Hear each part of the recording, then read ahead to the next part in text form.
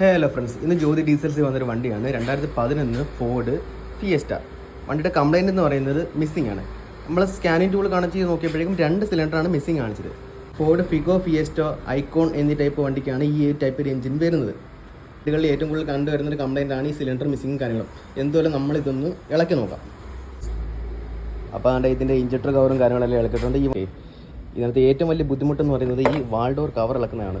ഒരുപാട് ചടങ്ങാണ്, ഒരുപാട് കാര്യങ്ങൾ ഇളക്കിയാൽ മാത്രമേ നമുക്ക് ഇഞ്ചക്ടർ സൈഡിലോട്ട് വരാൻ തന്നെ പറ്റുകയുള്ളൂ. എന്നാലും ഇതിൻ്റെ 2 ഇഞ്ചക്ടർ ഊരിയെടുത്തിട്ടുണ്ട്. 3ഉം 4ഉം ഇഞ്ചക്ടറാണ് കംപ്ലൈൻറ്റ്. അതായത് ഇതിന്ന് വരുന്ന കണക്കെന്ന് പറയുന്നത്, അതായത് ഒന്നാമത്തെ ഇഞ്ചക്ടർ ഇവിടെ 2, 3, 4 ഇത് തലതിരിഞ്ഞാണ് ഇത് വരുന്നത്. അപ്പം 1ഉം 2ഉം ഇഞ്ചക്ടറാണ് ഇപ്പം കംപ്ലൈൻ്റ് ആയിട്ട് കാണിച്ചത്. എന്തായാലും 2 വിളക്കിയിട്ടുണ്ട്. ഫോർഡ് ഫിഗോ, ഫിയസ്റ്റ എന്നീ മോഡലിൽ വരുന്ന ടൈപ്പ് ഇഞ്ചക്ടർ ഇതാണ്. കോണ്ടിനെൻ്റൽ ഇഞ്ചക്ടറാണ് സാധാരണ വരുന്നത്. സീമെൻസിന് ഇഞ്ചക്ടർ വരാറുണ്ട്. ഈ ടൈപ്പ് ഇഞ്ചക്ടർ മെയിൻ കംപ്ലൈൻറ്റ് എന്ന് പറഞ്ഞാൽ ഈ മേളത്തെ ഈ സോളിനോയിഡ് കത്തിപ്പോകുന്നതാണ്.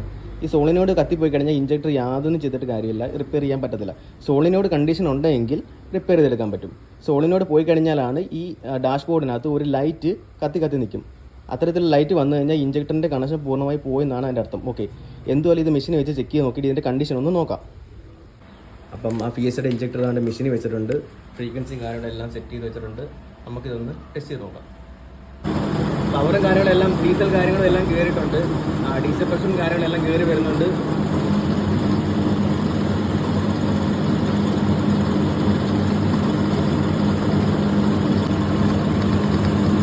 ഇപ്പോൾ ഇഞ്ചക്ടർ ഓപ്പൺ ആവുന്നില്ല, അതാണ് വണ്ടിയുടെ കംപ്ലൈൻറ്റ്. ഓക്കെ, ഇപ്പോൾ ഇഞ്ചക്ടർ നിലവിൽ ഓപ്പൺ ആവുന്നില്ല. ഓക്കെ,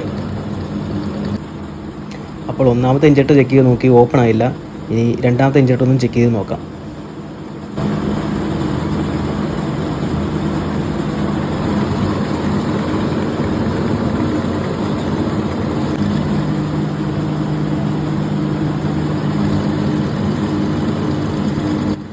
അപ്പോൾ ഫ്രണ്ട്സ്, ഇതാണ്ട് രണ്ടാമത്തെ ഇഞ്ചക്ടർ ഓപ്പൺ ആവുന്നില്ല. അപ്പോൾ 2 ഇഞ്ചക്ടറും പൂർണ്ണമായിട്ട് പോയി. ഓവർഫ്ലോ കാര്യങ്ങളും ഒന്നുമില്ല.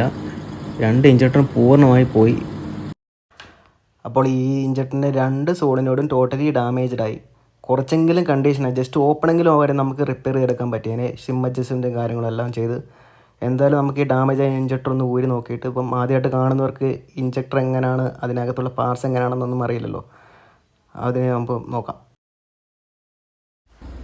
ഇഞ്ചക്ടർ വൈസിൽ പിടിപ്പിച്ച ശേഷം നമുക്ക് 25 mm സ്പാൻഡർ ഉപയോഗിച്ചുകൊണ്ട് ഇതിൻ്റെ സോളിനോട് ഊരാൻ പറ്റും.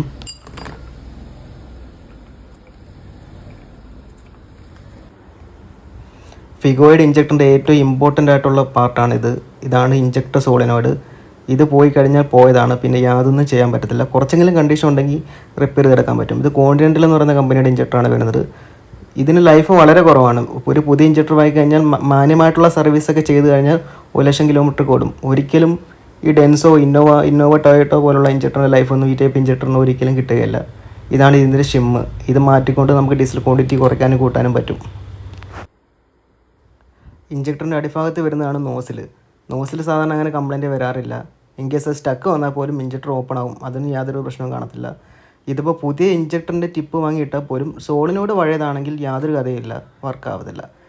അപ്പോൾ നമുക്ക് ഈ 2 ഇഞ്ചക്ടറിൻ്റെ പ്രോബ്ലം കറക്റ്റ് ചെയ്തിട്ട് കാണാം. ഓക്കെ,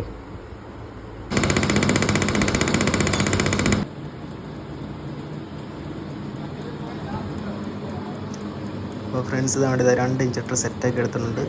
നല്ല ക്വാളിറ്റിയുള്ള 2 ഇഞ്ചക്ടർ സെറ്റായി വന്നിട്ടുണ്ട്. സ്റ്റാർട്ടിംഗ് ക്വാണ്ടിറ്റിയും ഫുൾ ലോഡും കാര്യങ്ങളെല്ലാം ഉണ്ട്. ഇനി ഇത് വണ്ടിയിൽ വെച്ചിട്ട് നോക്കാം. ഫോർഡ് ഫിയസ്റ്റയ്ക്ക് വരുന്നത് 2.5 mm വാഷറാണ്, തിക്നെസ്സാണ് വരുന്നത് കോപ്പർ സീറ്റിംഗ് വാഷറിന്.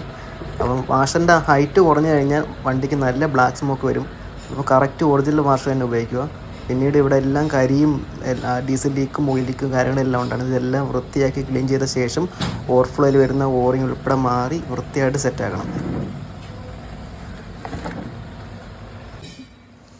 ഇഞ്ചക്ടർ ഇളക്കിയ ശേഷം സ്റ്റാർട്ടാക്കുന്നതിന് മുമ്പ് പൈപ്പിൽ കിടക്കുന്ന എല്ലാ എയറും കളയണം. എന്നാൽ മാത്രമേ വണ്ടി സ്റ്റാർട്ട് ആവുകയുള്ളൂ. സ്റ്റാർട്ട് ചെയ്തേ.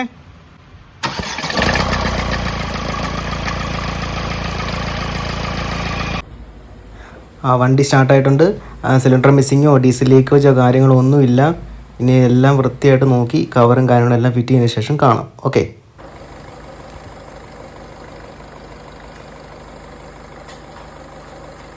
ഇഞ്ചക്ടറും വാൽ കവറും കാര്യങ്ങളെല്ലാം മുറുകിയിട്ടുണ്ട്. എന്തായാലും ഓടിച്ച് നോക്കുന്നതിന് മുമ്പ് ഒരു ചെക്ക് ലൈറ്റ് കിടപ്പുണ്ട്. അതൊന്ന് സ്കാൻ ചെയ്ത് നോക്കി എന്തെങ്കിലും ഫോൾട്ട് കോഡ് ഉണ്ടെങ്കിൽ നമുക്ക് എറേസ് ചെയ്ത് കളയാം. ഓക്കെ, അപ്പോൾ ഫ്രണ്ട്സ് ഇപ്പം സ്കാനിങ് ടൂൾ OBD പോർട്ടിൽ കണക്ട് ആക്കിയിട്ടുണ്ട്. ഇതൊന്ന് സ്കാൻ ചെയ്ത് നോക്കാം. ഓക്കെ,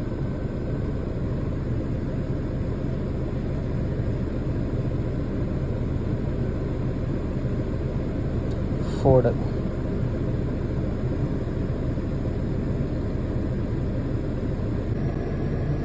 ഓട്ടോമാറ്റിക്, ഫോർഡ് ഫിയസ്റ്റ ആണ് വാഹനം.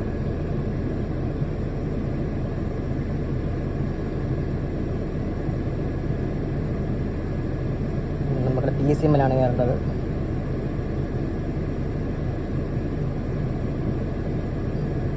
റീഡ് ഫോട്ടോ കൊണ്ടു വെക്കാം. CDM അപ്പം ഇത്രയും ഫോട്ടോ കിടപ്പുണ്ട്. നമ്മൾ ഇഞ്ചക്ടർ കാര്യങ്ങളെല്ലാം ഇളക്കിൻ്റെ പേരിലാണ് ഇത്രയും ഫോട്ടോ. ഒന്ന് ക്ലിയർ ചെയ്ത് നോക്കാം. ഓക്കെ,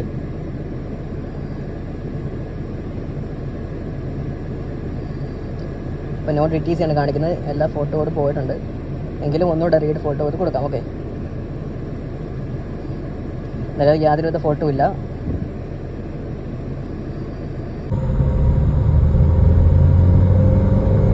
ഫുൾ RPM കയറുന്നുണ്ട്. അപ്പോൾ ഫ്രണ്ട്സ് വണ്ടി ഓടിച്ച് നോക്കി. വണ്ടി അപ്പോൾ ഫുൾ RPM കയറുന്നുണ്ട്. വേറെ യാതൊരുവിധ പ്രശ്നവും കാര്യങ്ങളും ഒന്നുമില്ല. വണ്ടിയുടെ മിസ്സിങ് മാറിയിട്ടുണ്ട്, നോക്കി മാറിയിട്ടുണ്ട്, എല്ലാവിധ പ്രശ്നങ്ങളും മാറിയിട്ടുണ്ട്.